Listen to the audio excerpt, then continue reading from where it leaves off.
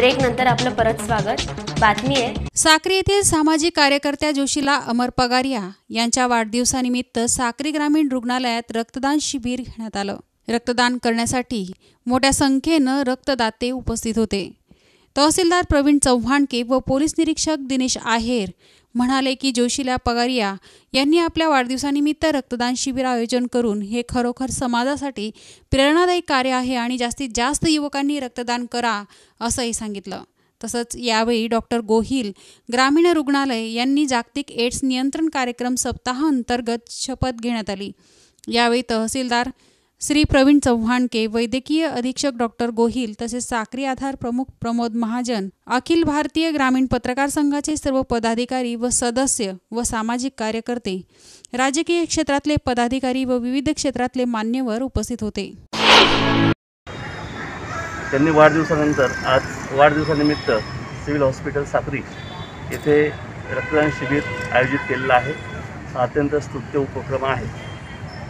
गरजूंची रक्ताची गरज भागावी याकरता त्यांनी हा कॅम्प आयोजित केलेला आहे।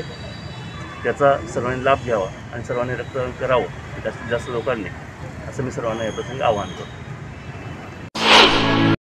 आज साक्री शहरातील सक्रिय सामाजिक कार्यकर्त्या सौ जोशीला अमर पगारिया यांनी या कोविडच्या पार्श्वभूमीवर स्वतःच्या वाढदिवसानिमित्त रक्तदानाचा कॅम्प या ठिकाणी आयोजित केलेला आहे। ग्रामीण रुग्णालय साक्री येथे हा खरोखर अत्यंत स्तुत्य असा उपक्रम आहे।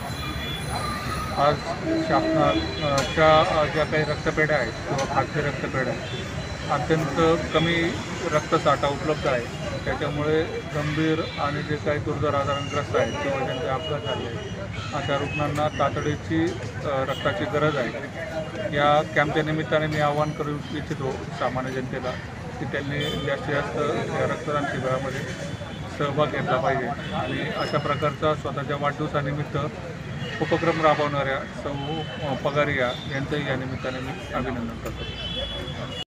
Sachin Sonawane, KBN 9 news, Sakri. पुढची बातमी आहे दोंडाईचा येथे राष्ट्रवादी काँग्रेस जिल्हा